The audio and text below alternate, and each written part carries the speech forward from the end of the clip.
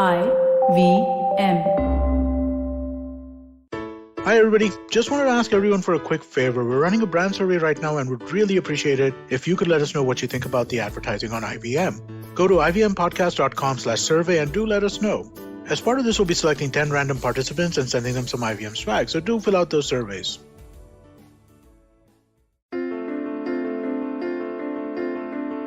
This is Storytellers and Storysellers live on tape. You're listening to Vineet Kanabar on the IVM Podcast Network. I am delighted to be joined by Asad Khan, aka Khanvict, on today's episode. For those of you who are still a little behind the curve, Khanvict has the breakthrough EP of the summer. It's an EP called Escape, which is Lush in its artwork. It's Lush in its soundscapes. It's a brilliant sort of world music fusion with some very...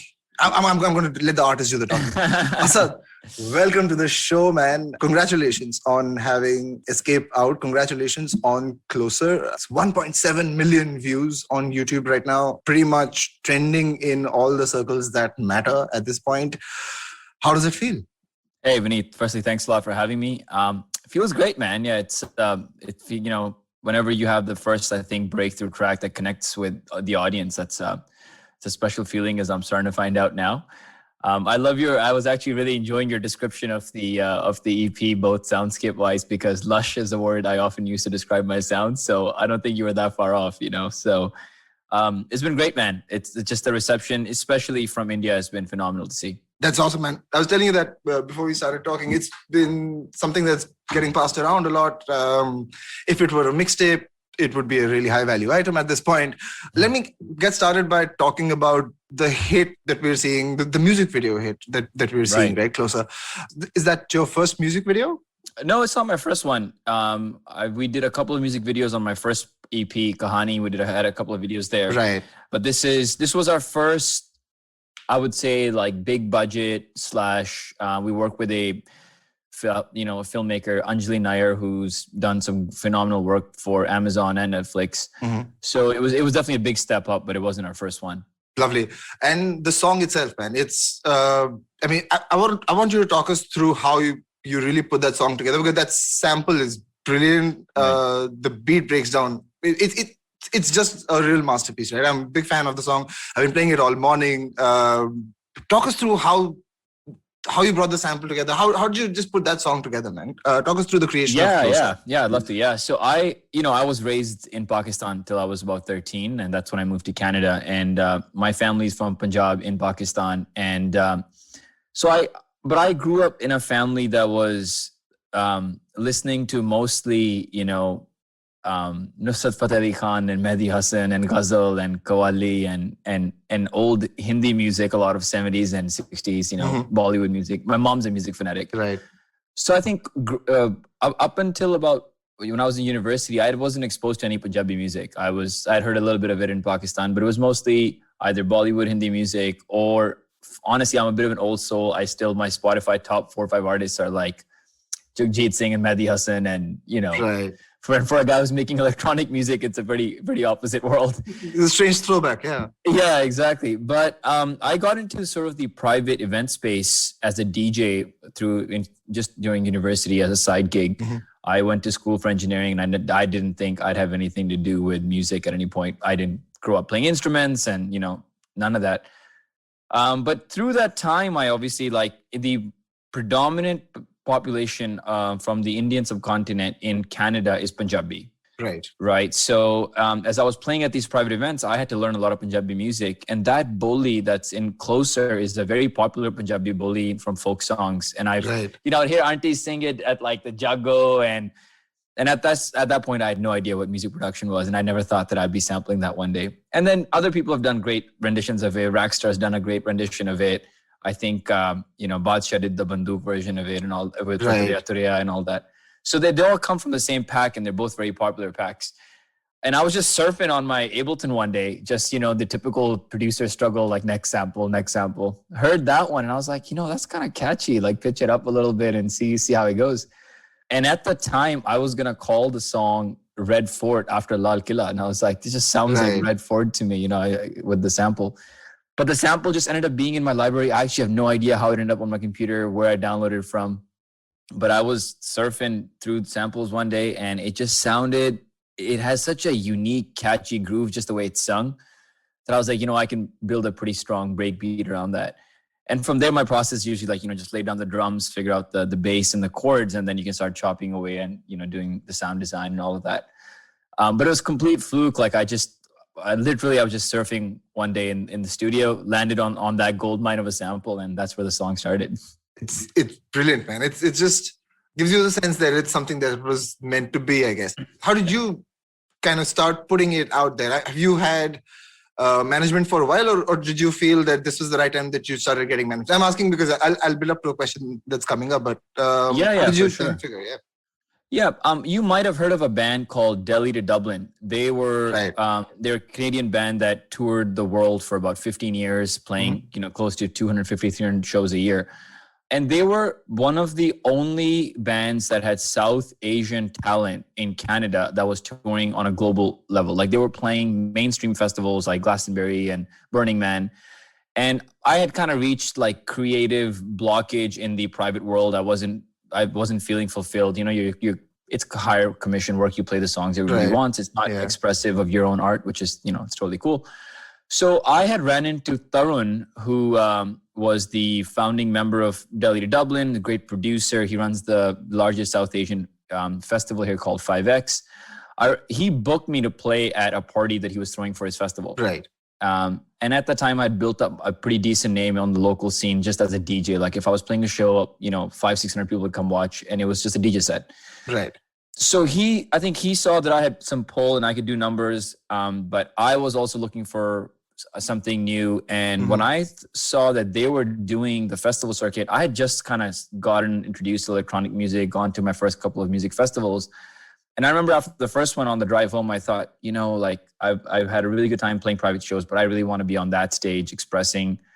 Because again, this is actually a really great question. I'm glad you asked, because tying back to what I said earlier, the music I was listening to was like A.R. Rahman's music or like Nusrat's music. So I was like, how do I take and these are done in like all of that kind of Bollywood, and the Qawwali music is done in like, classical rags, it's done in Yemen or whatever. And I was like, how do I take that sound and this West Coast punch bass music that I really like and combine the two and see if there's a harmony?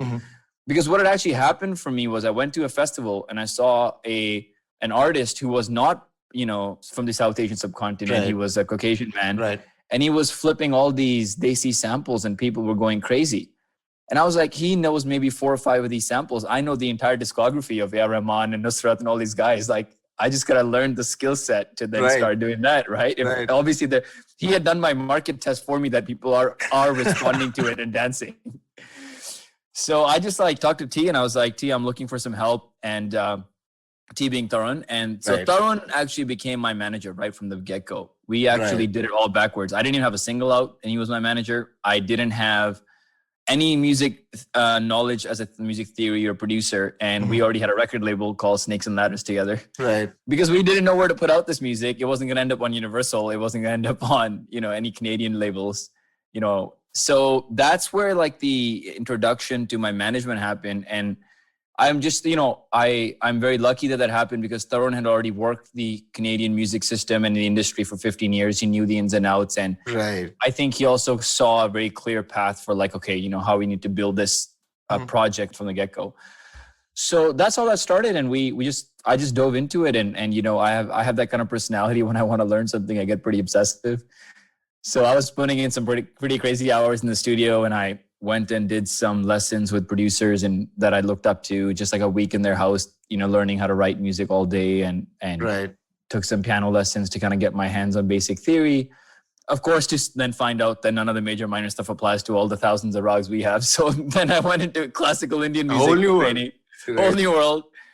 But yeah, that's kind of how the journey's been, and it's been phenomenal, man. It's been unfolding really nicely. Sounds like a riot, man. And that's why I asked you this question, because you put out stuff in 2019 and then here we are a couple of years later. It's mostly been a lockdown and here you are out with a super self-assured EP, charting a sort of very clear soundscape and a very clear course for yourself. So what I want to do now is I want to talk through the EP with you. Right. I Absolutely. want to get your notes on some of those songs, what inspired you. Maybe we spend a minute talking about each of them, but I'd love to know, get to know the other songs better as well, right? I think Absolutely. Heavy was the first single off of the song, off of the EP. Right?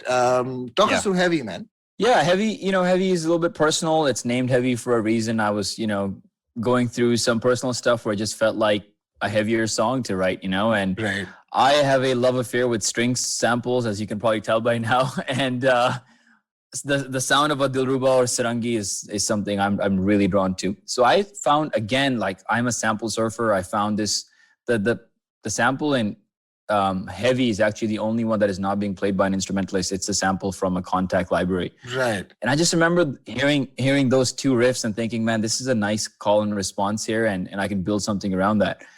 So yeah, that was that. It was an emotional state. The emotional state I was in was a little bit on the heavier side, and that's how that song started. And but yeah, it came out really nicely. There's a nice chord progression in the that's introduced in the breakdown, and then we build into the second drop.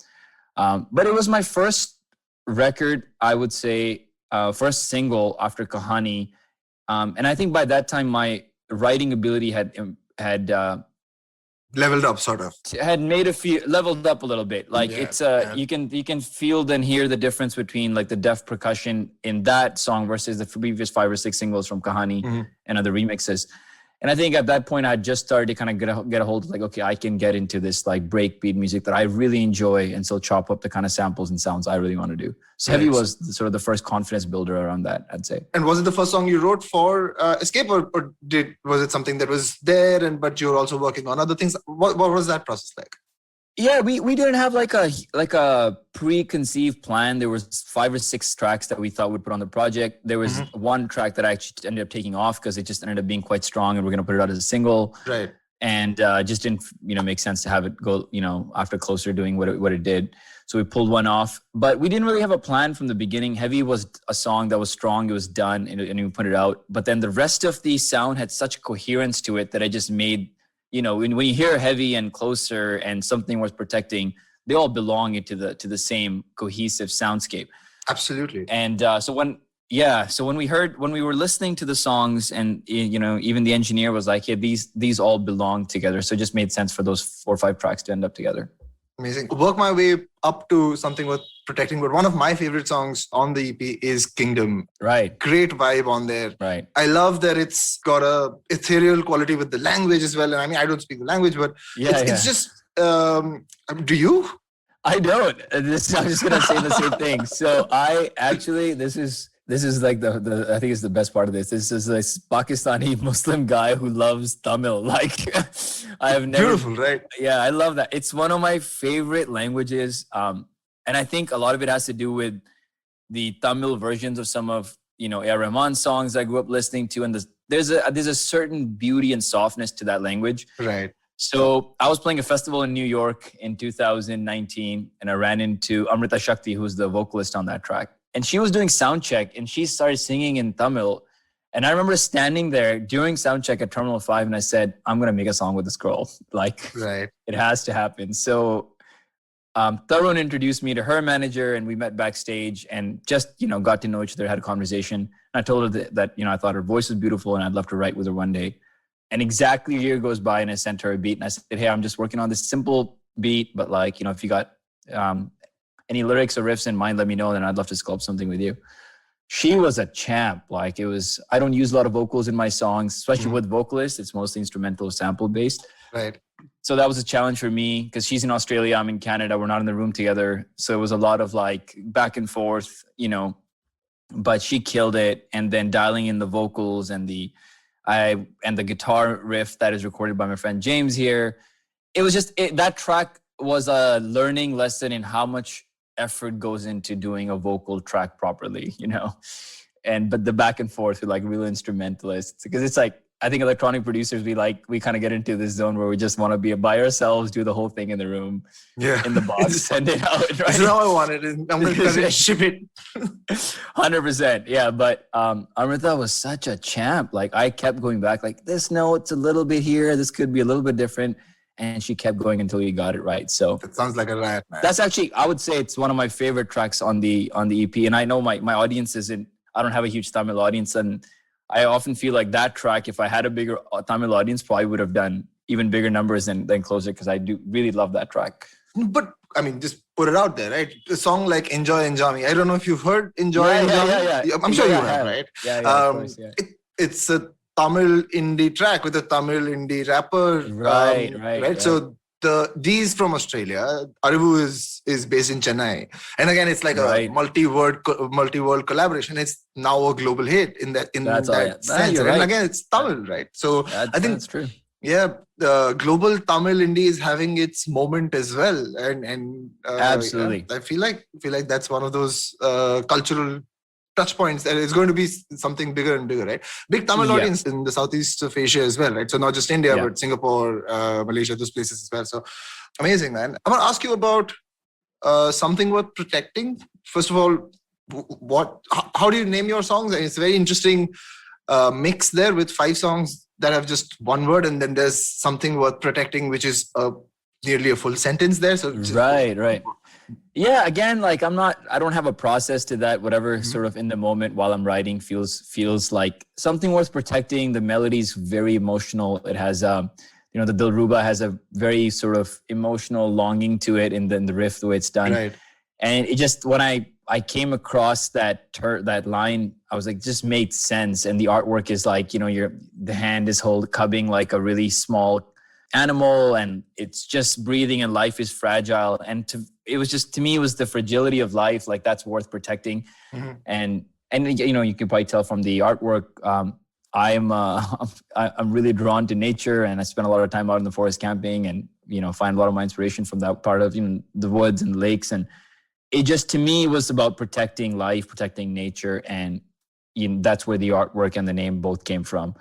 And the song itself, again, like Tej, goes by the Lost Strings. He's a phenomenal Dilruba player out on the East Coast in the US.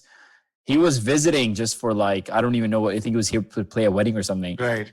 And he swung by my basement for like half an hour, recorded a bunch of stuff. And the second he played that loop, I was like, that's the song.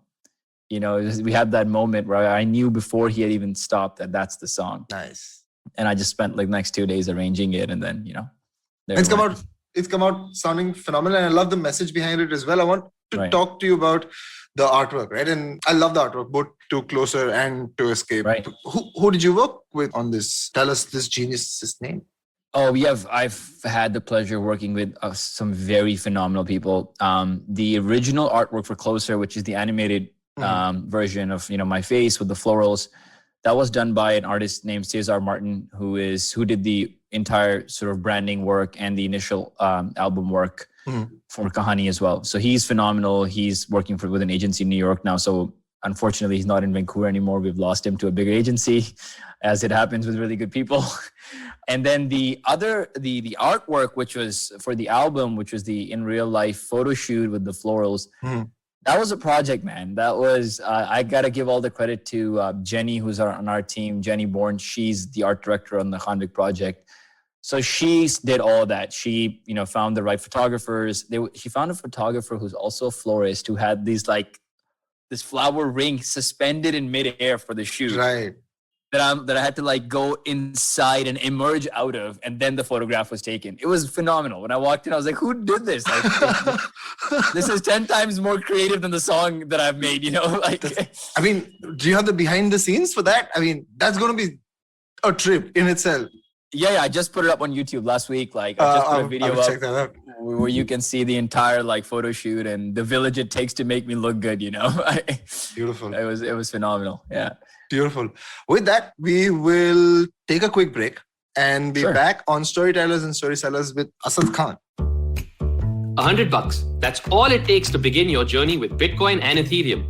No, really. With CoinSwitch, you can start investing in over 100 cryptocurrencies with just 100 rupees.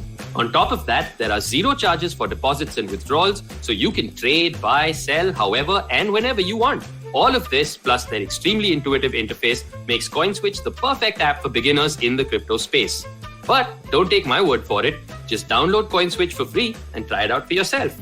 If you'd like more information on cryptocurrencies, tune into A Show About Crypto with me, Rohan Joshi, my new adventure on IVM Podcasts. CoinSwitch, kuch to badlega.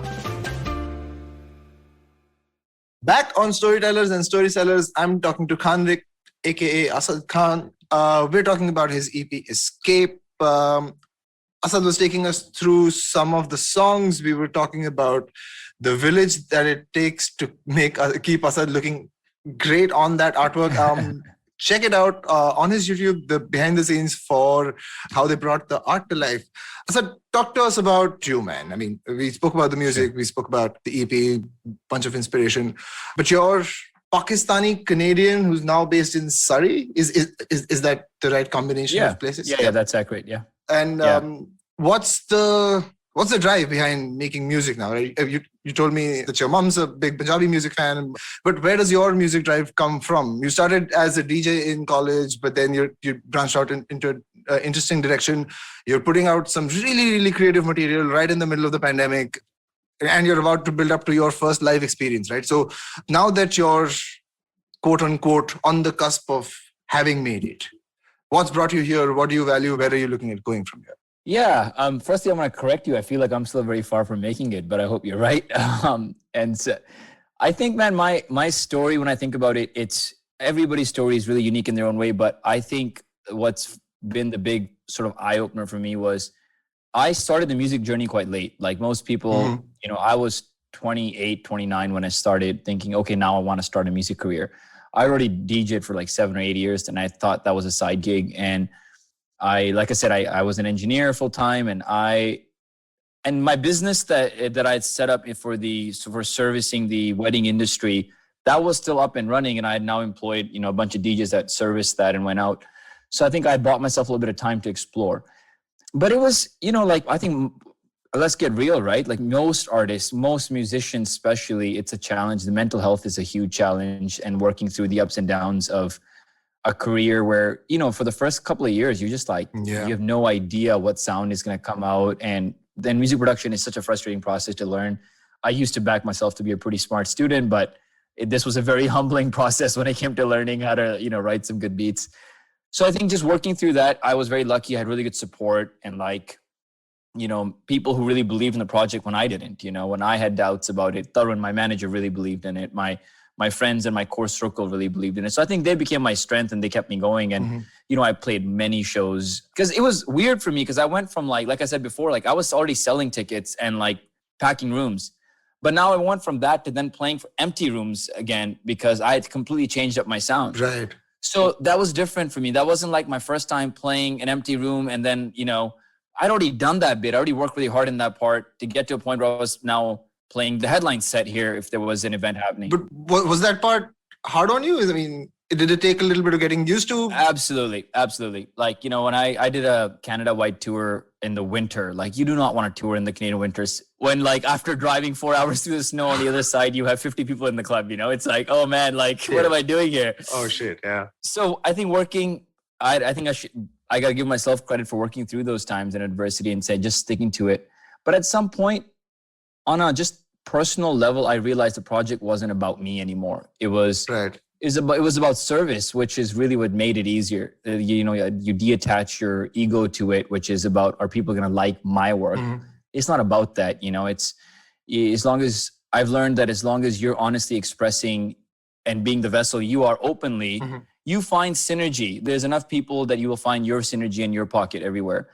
So I think more than anything, it's the opening and the understanding of those processes mentally that make the project easier. Right. Because then now when I'm in the studio, my ego is out of the way of is this going to represent Khanvict well or Asad well? It's not about that. Khanvict is just a project I'm doing as a means of my expression, and how that is received is not as important as how much impact I can make and how much service I can create through my project. So I think changing that shift has been a really big part of the perseverance through the adversity when it was introduced, Super reflective, man. I love it. I really do. Goes to show that you're making music that's true to you and out there as the expression comes to you, right? It doesn't seem like you're chasing something, which is very interesting as well. You mentioned this a couple of times, and I'm going to ask you because I'm pretty sure every brown South Asian male will relate to this, or at least a lot of brown South Asian males will relate, including me. What kind of engineer are you? I did electrical, man. Like 90% of them, I did electrical. I'm a mechanical engineer, by the way. Oh, my dad's an environmental engineer, so I didn't have much of a choice at the time. Right. All right. Let me ask you this though: has being an engineer had a positive impact on your life, creating music? I mean, what have you learned from engineering? And I know, yes, technology and definitely a lot of connect, but of course, not just at a sort of material level, but also at a sort of more philosophical level or structural level. What impact has your engineering education had on music? Yeah, absolutely. I think engineers, and I know I won't have to explain this to you because you're going to get this right away. I think the one transferable skill in engineering that serves you very well in life is problem solving. Right. Like you are given a bunch of variables and you have a goal and you need to figure out how to get there. And music production is the same, like the variables become your tools, like how you learn to use your synths and your compressors and your EQs and all of those things. And then you have, a starting point and a point where you want to end up at. And it's about sculpting using those tools. So I think just the transferable skills that come from engineering on a philosophical level was just like no problem is really as big as it seems if you just start breaking it down slowly, tackle the first small problem you can and then go and see what that opens up. And production is kind of the same. Obviously on a technical level, things like, Fourier transforms and LFOs and stuff, where I realized that's the same stuff I should have paid attention to when I was in school. Right. Because it would have helped me out today. Right.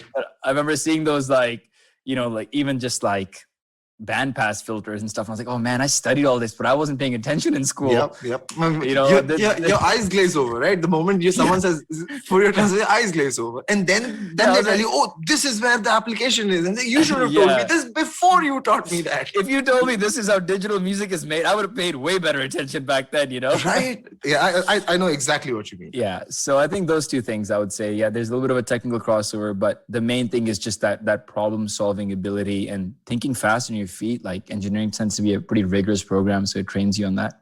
Wonderful, man. A lot of hope for other engineers who might be listening that not all of it is wasted. But no, man, I mean, I give a lot of credit to my engineering education for shaping the way I think. I think that's the most important bit, right? That's what your undergraduate education is going to be all about, right? You might change what you do, your vocation, or what interests you might change in life, but those few years shape how you think, and I think it's super important. Engineers get a bad rap usually. Yeah, and I think it's unfair actually, because I think engineers tend to be some of the most like solution-oriented people. Like it's like the minute we hear a problem, we don't think, oh, that's a bad problem. We're like, oh, how can this be solved? And I think that's a great skill to have in life. It's such a subtle thing, but if your first thought is like, how do I solve this? Because that's what's been ingrained now.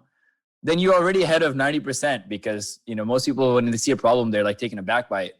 I think engineering does this thing where it's just like you have so many tough exams that eventually they stop phasing you out. You're just like, okay, I know how this works. Let's bring it on. Absolutely. Yep. And I think the next step is engineers also know different grades of solving a problem. So it's like, I'll solve a problem so that it's just done. Then I'll solve a problem so that it's done for about 6 months. Then I'll solve a problem so that it's like really done. Right. And engineers know the difference between those solutions as well, or at least the ones that I have come across too. Yeah, 100%.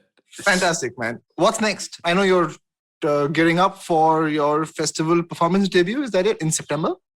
Well, I've played a few festivals before the lockdown. I'd played Shambhala, which is a huge festival in Canada, and I played Burning Man during last year. Just had a virtual set. Right. But we're gearing up for we're doing a tour in November. Things are opening up here, so we're gonna tour the EP, and I have a bunch of unreleased music that I would love to test it out.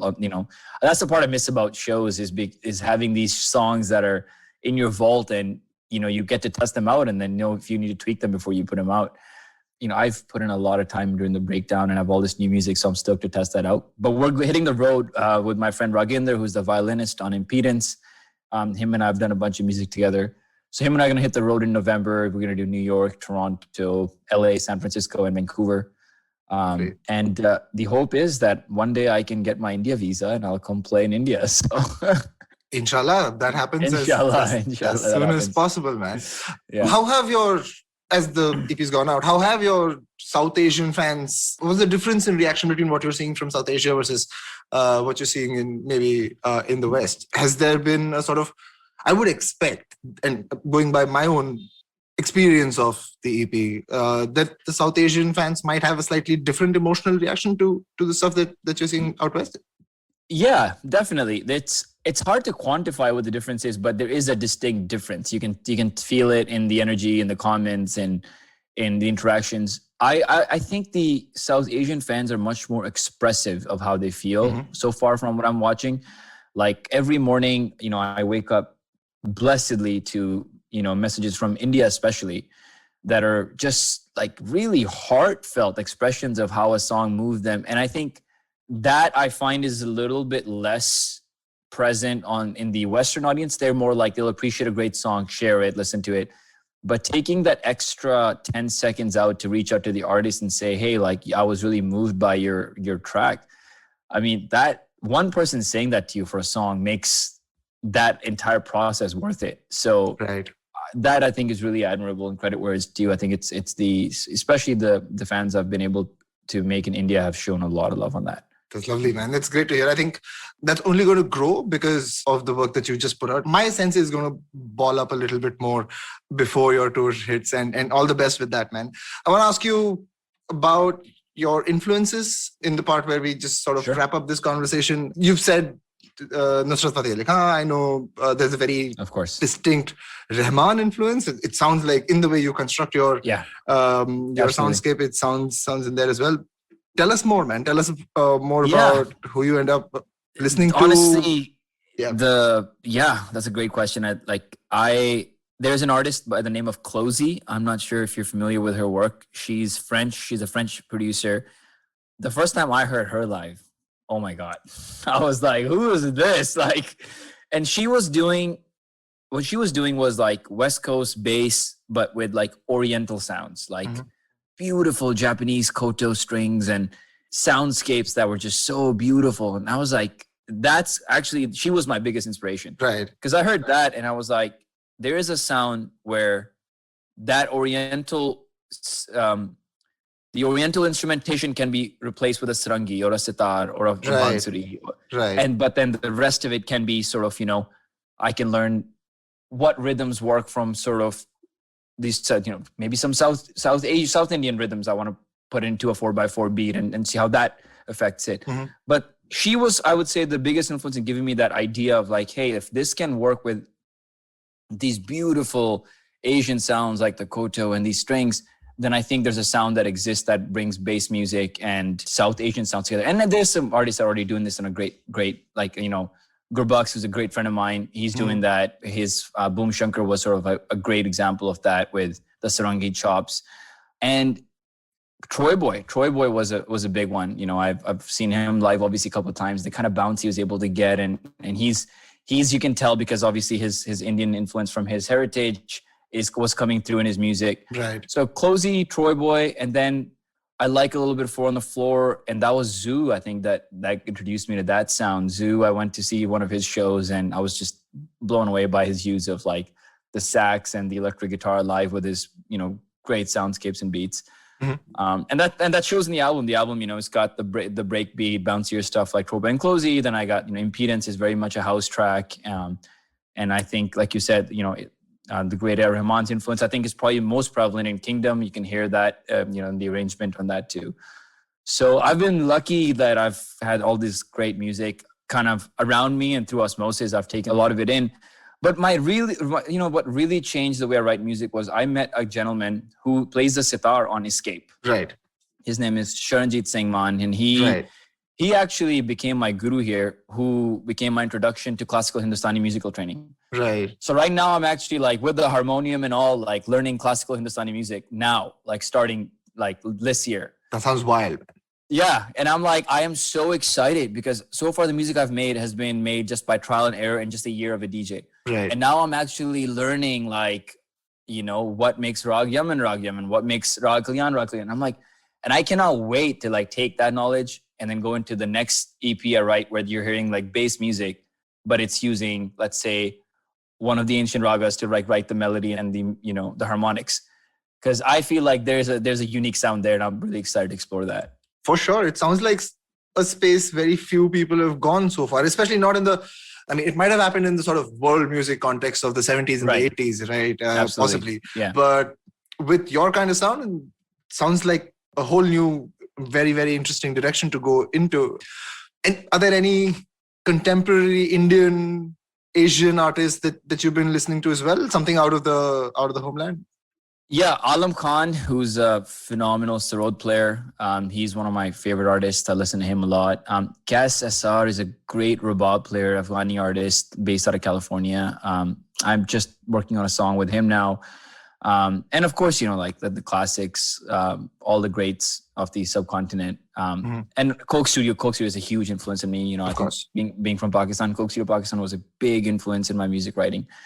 I'm excited for the doors that Closer and Escape has opened, because now we're talking to some, wonderful collaborators that I'm really stoked to work with. And I won't give away any names until we know something is confirmed, because you never know these things until it's out. But yeah, I'm excited for the doors it's opened, and just the fact that like some people that I've like looked up to for so long, I'm now in conversation with and like getting to know. And I think that's just like still settling into different levels. Like, whoa, like I can just pick up the phone and text this person, like, whoa, like, So those are like, I'm like, just like really blessed and grateful. And it's honestly, it's really exciting me. It's so interesting because it's that thing where like once you're, as a student, you're taught properly what the reward is. Like if we knew, but we're in engineering, that the Fourier transform is the digital representation of music, you would have had a completely different take on the effort you would have put in. Absolutely. And I'm that same way. I think especially when after meeting Sharanjit Guruji, it's changed the way I look at music, and which makes me want to show up and put in the work every day that much more. Like it doesn't feel like I'm putting in work. It just feels like I'm having fun in the studio. Right. And I think when that shift happens, that's you're playing at a different level then, because now you're not saying I need to go put in all this work to make this song. It's like, oh, I wake up, I can't wait to get my meditation done and then get in the studio, Right. So, since you mentioned it, what are your thoughts on meditation? How's that help? Is that something you've been practicing for a while, or did you discover it during lockdown? During lockdown, I'd say. Right. I think I had reached a point at the beginning of lockdown where I, by all measures of like, success, I had done okay. Like I was happy, life was great, but there was this underlying dissatisfaction, like I had played a sold out show after my first EP in Vancouver. And I thought, man, if I sell out my own show in my city, and I had production and lasers and all this stuff. And after the show, I was sitting in the green room and I was like, there's something still doesn't feel fully there. And then I think that's when I realized that it's not, I could go after Coachella and it wouldn't fix this. Right. It's like internal work that had to be done. Right. So from there, I think my journey to sort of stepping into my own and self-healing and spirituality really started. I think I would say I was a pretty spiritual person before that, but after that, I started taking the practices much more seriously. Right. And my meditation practice over the last, I think I'm about 9 months in where I haven't missed a day. It's been life-changing. Like just the awareness that I think it brings to your daily routine, and you catch yourself before those moments of reactivity. And if something happens in your day that usually would have meant now you have a bad day for the rest of the day, now you can kind of let it go through in 20 minutes and then move on for the rest of your day. Those little things, I think anybody who's listening, like I can't recommend it enough. If you struggle with anxiety and things like that, like you really give yourself the tool to tackle that. And I think it's really helped me with my music, because it's allowed me to focus for longer periods of time when I'm writing, which is hard, especially nowadays with our cell phones. And, we're being pulled by 10 emails and IG notifications and Twitter and all this stuff. And having the presence of mind to say, I'm not just going to blindly pick up my phone and I'm going to get this session done and put my 3 hours in.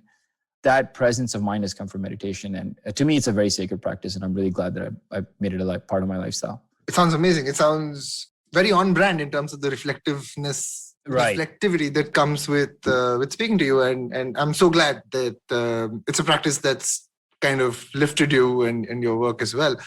I want to ask you something that's diametrically opposite to that question, though, which is 30 years later. Yeah. We're looking back at not just the Khanvict project, but Asad's body of work. What are you looking for? What do you think is the end game, or what do you want to build towards on the really, really long term? Yeah. Knowing that climate change and everything is going to be around us, and we may not actually be here and stuff, but all of those thoughts aside. Yeah, well, first hope is that we're here, both you and I, and we can, in 30 years, we can have a nice drink at a beach somewhere and talk about this interview. For sure. I think, I feel that I don't necessarily have like goals anymore musically. There's things I'd love to achieve, but they're not like, this is my goal in music anymore. Because what I've learned is that any goal you set becomes this glass ceiling, and you eventually get to that, and then you realize, hey, I could have gone a little bit farther. And you set another one, then you set another glass ceiling. So I think my pursuit at this point is more internal. Like, I want to be able to get to a point where my expression on stage is 100% unfiltered and honest of who I am as a musician, as a person.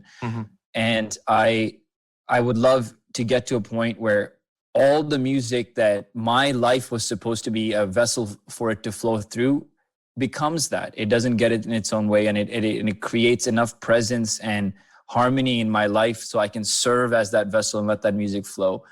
So if at the end of 30 years from now I can look back and say my musical journey was sacred, in which I gave myself to the art form in a way where it gave, because music is like that. The more you give yourself to it, the more it blesses you, the more it gives you. Right. For me, it's about how deep I can go into that process of giving myself up, completely to find myself through music. And I think as long as that is the driving force, I'll always have fun. And as things go, when I was young, I was taught a couple of things that really helped me out. And one of those things was, I have a mentor who said, in life, there's like 3 tiers of what people go after. Usually people go after money, which is the first tier. The one tier above that is success. But the most important tier that is above all of that is excellence. And so what he said to me was that as long as you put in genuine effort and take interest in getting to excellence, which is putting in the time to get to a level in your craft where you establish excellence at what you do. And so that would be things like songwriting, sound design, mixing. It just sounds crisp and, as good as you can get it to sound. And then the byproduct of that becomes success, which means, your songs have plays and views, and then you start getting bookings. And the byproduct that automatically becomes money, because then you're getting paid to play shows and all that kind of stuff. Absolutely love it. Yeah. So I think for me, it's that pursuit of that excellence. And I think the rest will become byproduct, whether that's playing certain festivals or playing certain shows or accolades, etc., whatever that becomes, that's, the grace of the universe. But I think the main thing is to pursue it with that passion. Absolutely love it. Immersion. Yeah. Immersion is the key, I think, more than excellence at this point. Fantastic. I wish you all the best in your journey towards excellence through immersion in your craft. Asad, it has been a blast talking to you, man. I honestly didn't expect it to get this reflective on what is a Saturday morning for me. But hey, man, just like your EP, lots of very interesting thoughts, very interesting ideas, and a wonderful conversation. Thank you for making the time. It was absolutely a pleasure talking to you, man. All the best for Thank you, how Escape goes into public life, so to speak. I'm predicting big things, and I hope you have a great time preparing for getting back on the road. I know you're taking on another Canadian winter, so Godspeed on that one, man. Thank you so much, Vineet. Thanks so much for having me. It's a real honor and pleasure to be here with you. And I really hope our paths crossed in real life. I look forward to visiting India and playing some music out there, and I look forward to connecting with you. Absolutely, man. Looking forward to that whenever the skies do open up.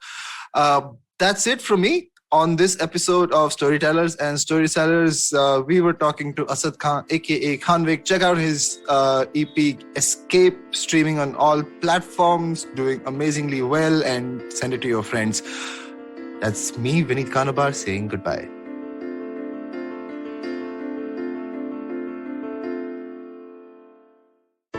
Hey, it's been another great week on the IVM Podcast Network.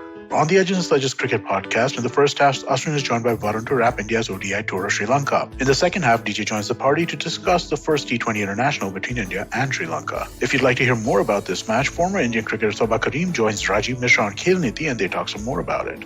Ladies and gentlemen, we're really excited to announce a new show about crypto with Rohan Joshi. He's going to dive deep and demystify all this crypto stuff that we've been hearing about. And let me tell you a little bit more about stuff that's going on the network really quickly. Congratulations to Maru Kinayat, who celebrates 50 episodes of The Note with a discussion on health as a fundamental right. On Paisa Vaisa, Anupam talks to Harsha Chetanwala of mywealthgrow.com. Zarina Poonawala is starting a new miniseries on emotional intelligence. Do check out the kickoff episode on the Empowering series. And Simplified talks about semiconductors. Do follow us on social media. We're IVM Podcast on Twitter, Facebook, Instagram, and LinkedIn. And remember, if you're enjoying this show, or any other show for that matter, please do tell a friend. That's really helpful for us. And finally, we would like to thank our sponsors on the network this week. They make this all possible. Thank you very much. Ciet, Cred, Global Victoria, Bank of Baroda, Intuit India, Lenovo, and CoinSwitch Kuber. We really appreciate your support. Have you ever wondered where the business world is headed? How the ways in which we create, market, and sell to consumers will evolve? Or if we'll ever go back to wearing pants while working? For answers to all of this and more, tune into Advertising is Dead with me, Varun Dugirala. Every Tuesday, as I talk to entrepreneurs, leaders, and change makers from across business, media, marketing, and beyond. You can catch all episodes of Advertising is Dead on the IVM Podcast website, app, or wherever you get your podcast from.